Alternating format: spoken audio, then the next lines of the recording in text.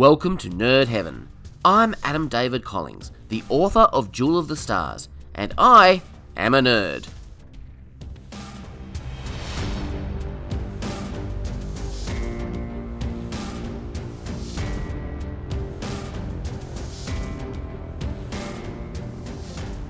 This is episode 16 of the podcast. Today, we're talking about Star Trek Picard, episode 6, The Impossible Box. Oh, and I guess I should say Happy Leap Day, because I'm recording this on the 29th of February.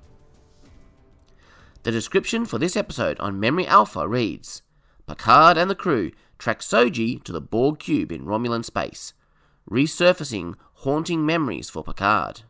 Meanwhile, Narak believes he finally found a way to safely exploit Soji for information. This episode was written by Nick Zayas. That's a name I haven't seen associated with the show up until now. It was directed by Marja Vervillo and first aired on the 27th of February 2020. Make it so.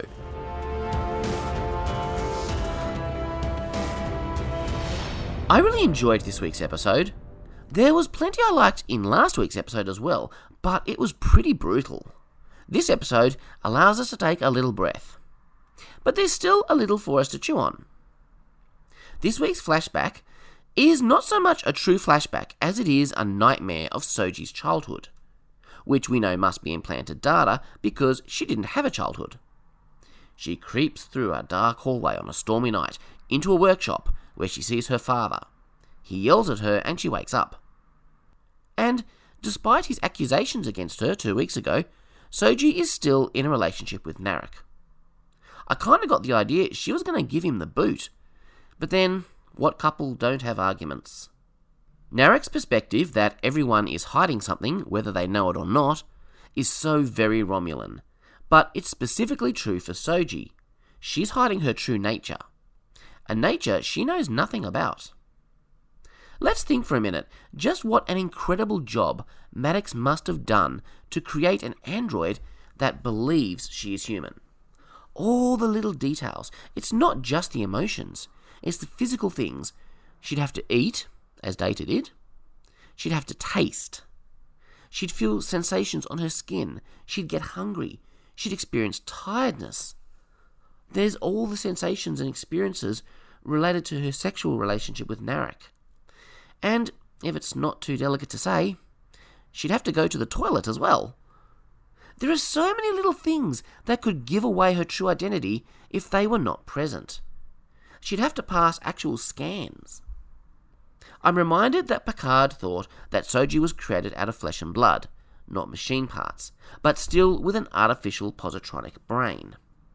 Kind of like the humanoid Cylons in Battlestar Galactica. So that goes a long way. But still, it's a mind-boggling achievement, significantly greater than anything Noonien Sung did. I guess it's also possible that there is programming within her that actively makes her ignore certain facts that should give away her true nature. Narak talks about this later in the episode. So Romulans have a true name that they only share with the one they give their heart to. That's very Doctor Who.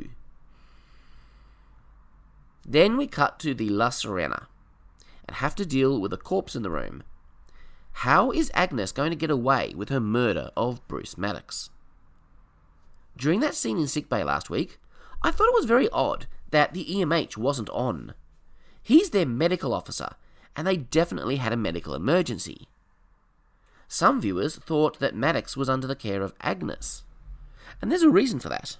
It's revealed in the book The Last Best Hope by Una McCormack, but not in the show itself, that Agnes was a qualified medical doctor before she met Maddox, and began studying under him for her doctorate in robotics. So anyway, that makes a little bit more sense. I'd forgotten this detail. I thought she was just in the room in the capacity as Maddox's friend and lover. So that makes a little more sense. That's why she can now bluff her way out of it all by telling Picard that Maddox died of his injuries and she was unable to save him. As long as nobody talks to the EMH. I'm finding there's a lot in this show that wouldn't make sense if you haven't read the extended materials. And that's a bit of a problem. But I've also got a bit of a problem with her backstory. If we assume that Agnes Jurati is the same age as her actor, Alison Pill, then she's only 34. The synth ban happened 14 years ago. That means she was 20 when the synth ban happened. She met Maddox and began her robotic studies 2 years earlier. So that means she was a fully qualified doctor out of medical school as a teenager. She must be some absolute super genius, but that just doesn't seem realistic to me. It's just too young. I guess Agnes must be older than her actor, much like Picard is a lot older than Patrick Stewart. But that's a little hard to swallow as well. I think she already looks younger than her 34 years. I guess 24th century medical advances and all that? After all, that's how I explain Picard.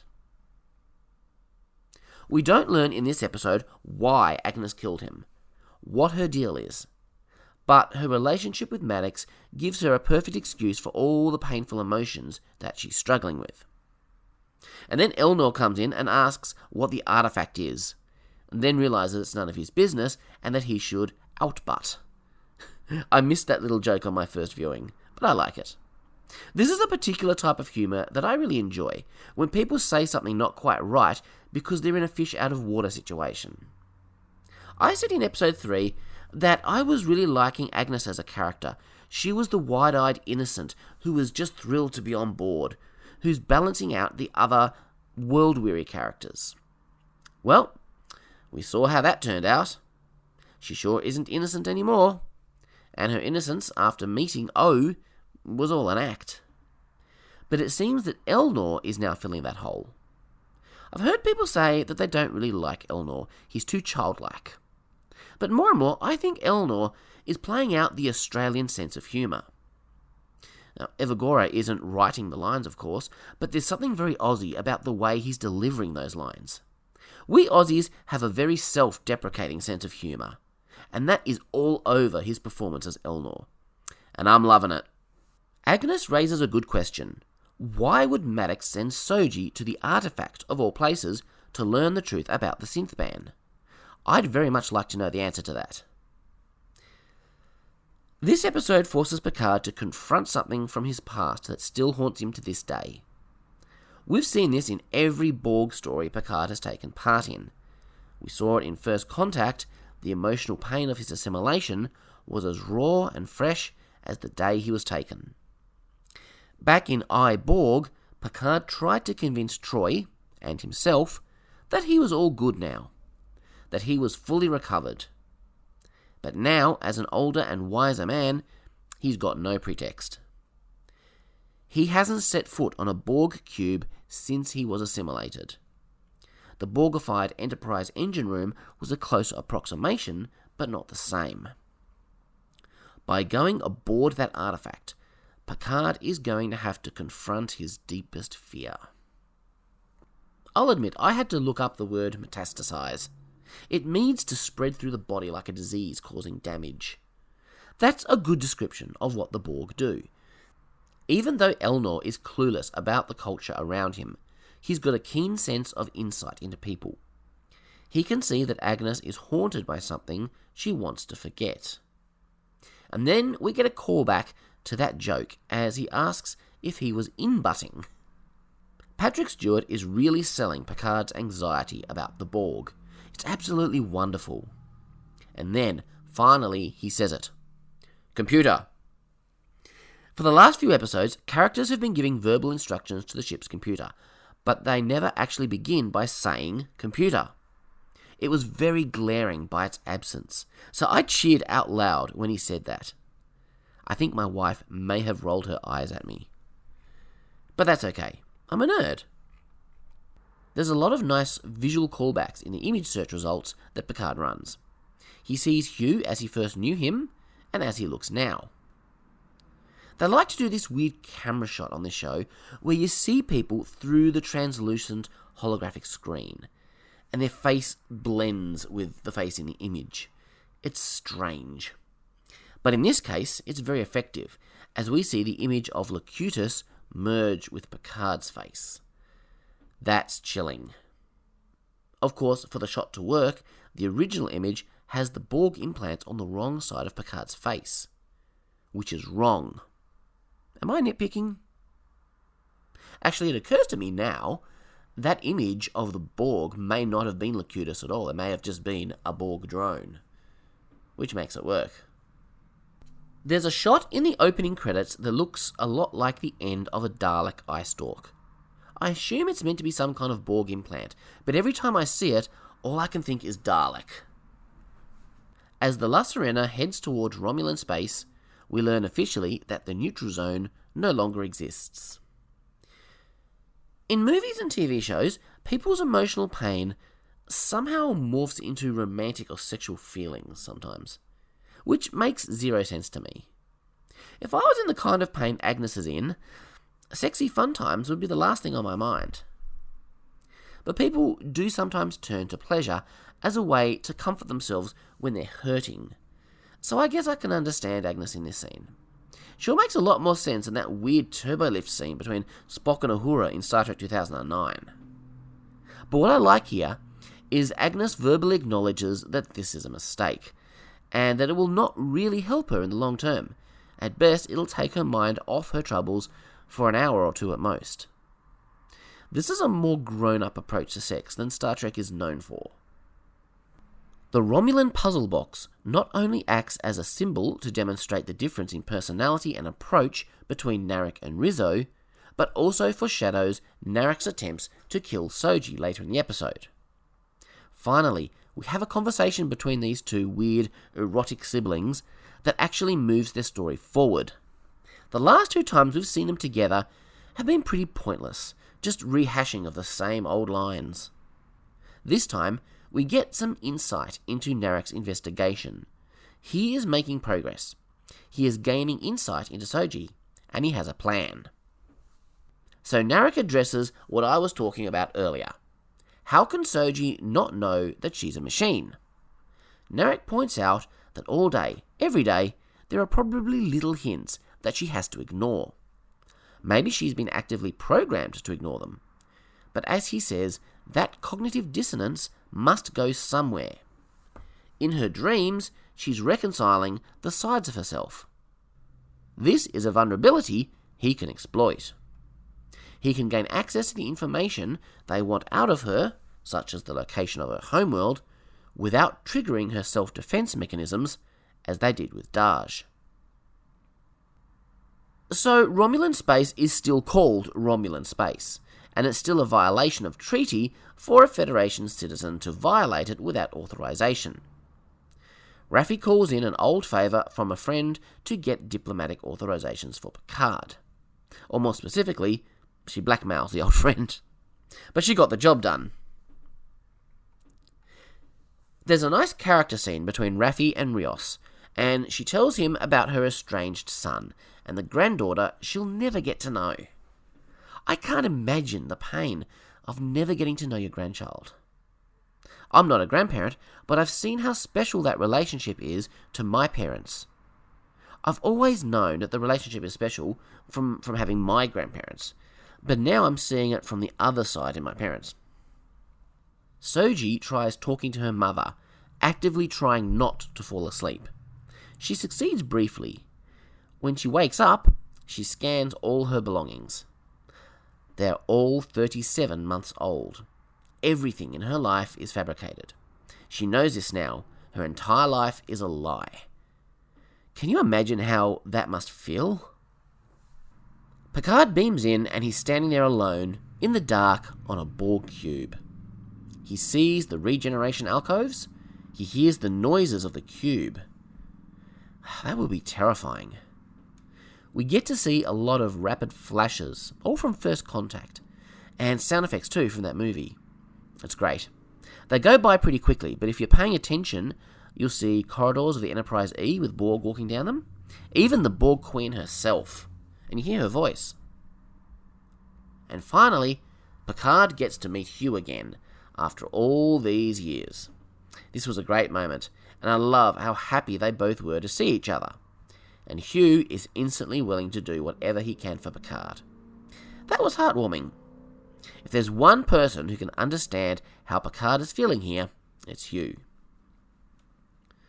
The reason the freed Borg refer to themselves as XBs is that, as Hugh puts it, a new name can sometimes be the first step to a new identity. That's a lesson he learned on the Enterprise, which of course ties in beautifully to I, Borg, especially that scene when he says to Picard, "No, I am Hugh." Seeing these drones is a good reminder of what the Borg are underneath. They're victims, not monsters. Despite what he said earlier about the Borg collectively, Picard has compassion for the individual drones. They were all people once. But not everybody does. Hugh reminds us that the ex-Borg are still among the most hated people in the galaxy. I'm still not sure I buy that, but whatever. Narak is going to use a Romulan meditation technique to help unlock the answers in Soji's unconscious. But this meditation is forbidden for non-Romulans, or round ears, as they are called. A slur of sorts. But man, Narak has a lot of sway on this cube. Narak begins to cement more of her trust by telling her his true name.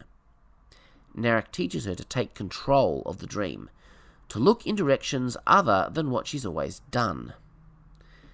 They do this with a window as practice, but this will be necessary once she gets into the lab. Soji can't see her father's face. I guess that's because there's no data to draw on.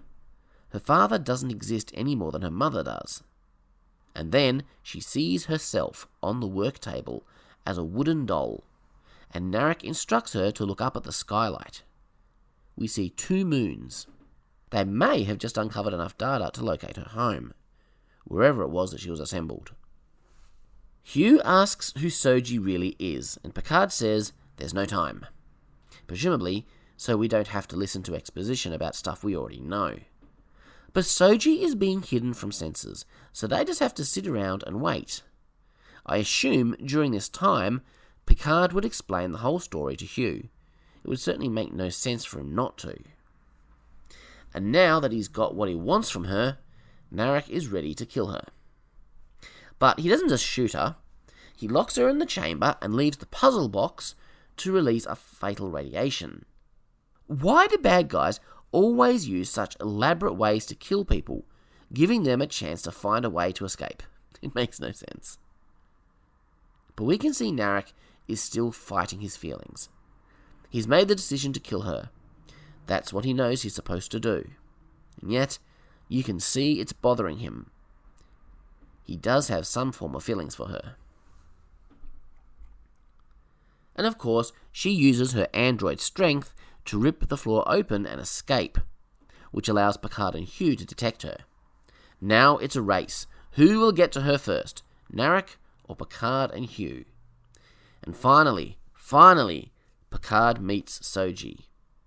He doesn't have time to explain everything, but he explains enough to earn Soji's trust. She doesn't have many options, so it seems logical to go with this stranger. Hugh has discovered a special emergency escape device, obtained after the Borg assimilated the Sakarians. This is a nice deep cut into Voyager's history. Voyager encountered the Sakarians during their first year in the Delta Quadrant. They had extremely long-range transporter technology that could have helped them get all the way back to the Alpha Quadrant. That's really sad that they were assimilated, but not surprising. Every race in the Delta Quadrant is at risk. Anyway, this technology is used to allow the Queen to escape a cube. They're going to beam themselves to a planet called Nepenthe. And then Elnor arrives to protect them from the Romulan guards, and Picard thanks him for disobeying his orders to stay on the ship. The Romulan guards will just follow them through unless Elnor stays behind to fight them off to give Hugh time to hide the room. But Picard can't leave Elnor behind again. This is a nice little healing moment in their relationship, but Picard can't convince him to come. So Elnor and Hugh remain behind on the cube. I have no doubt we'll see them again. They'll both want to find Picard and help him. So the episode closes on that awesome line. Please, my friends, choose to live. I love that about Elnor. I love that he always begs his enemies to choose to live, rather than force him to kill them. He has a respect for life. All life. We have officially hit the midpoint of the story now. In story structure, the midpoint is an important moment. It's a transition from reactiveness to proactiveness. In the first half of a book, the protagonist is reacting to the events of the first plot point. But in the second half, he or she is trying to be more proactive, to go on the offensive rather than just being on the back foot the whole time. The rescue of Soji feels like a similar transition. No longer is Picard stumbling around trying to figure out where Soji is and why the Zhat Vash are after her. Now he has rescued her, and they will be working together. The hunted has become the huntress. Of course, the protagonist's attempt to go on the offensive usually fails. After all, there's still half of the book to go, but there's a shift of attitude and a little change of power. The story is in full force now. We're going to start seeing a lot of things happening. Everything changes from here on, and that's very exciting. Next week's episode is called Nepenthe, so we'll be seeing what Picard and Soji get up to when they arrive on that planet. Nepenthe sounds kind of Klingon, similar to Rurapente. That's logical given that both the Klingons and the Romulans exist in the Beta Quadrant. So I wonder, will we be seeing Klingons next week? Everyone was a little nervous about what Klingons might look like in Picard. Would they look like Discovery Klingons? If so, what would that mean for Worf? Alex Kurtzman confirmed a while back that if we ever see Worf, he will look the way he always looked, explaining that just as there are different looking Romulans, there are also different looking Klingons. A lot of people really wanted to see more variation in the Klingons in Discovery. A few TNG-style Klingons just in the background, just to show that they still exist. Once again, Picard has learned from some of Discovery's mistakes. We've already seen that with the Romulans. Picard has actually added to canon, explaining that the disparate appearances of Romulans throughout the history of the franchise. So, I'm inclined to trust them on this. If we do see Klingons next week, I suspect there'll be a mix of Discovery style and TNG style. Anyway, this is all just speculation based on a planet name. It's entirely possible I'm completely wrong about any Klingon connection. We'll find out next week. Now, I haven't been updating you on my progress in my walk to Mordor. I've just passed Crick Hollow, and my next milestone is Old Man Willow. I have 2,981.2 kilometres to reach the end of my adventure. And a friend of mine has joined the walk as well.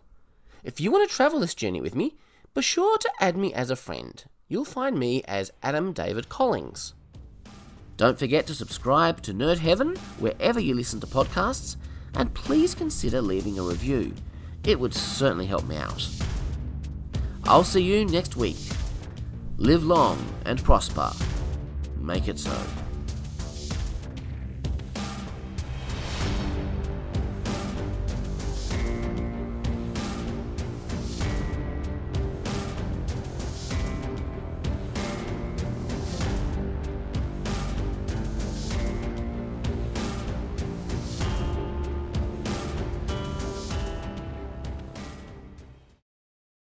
So Noji... Noji? What the...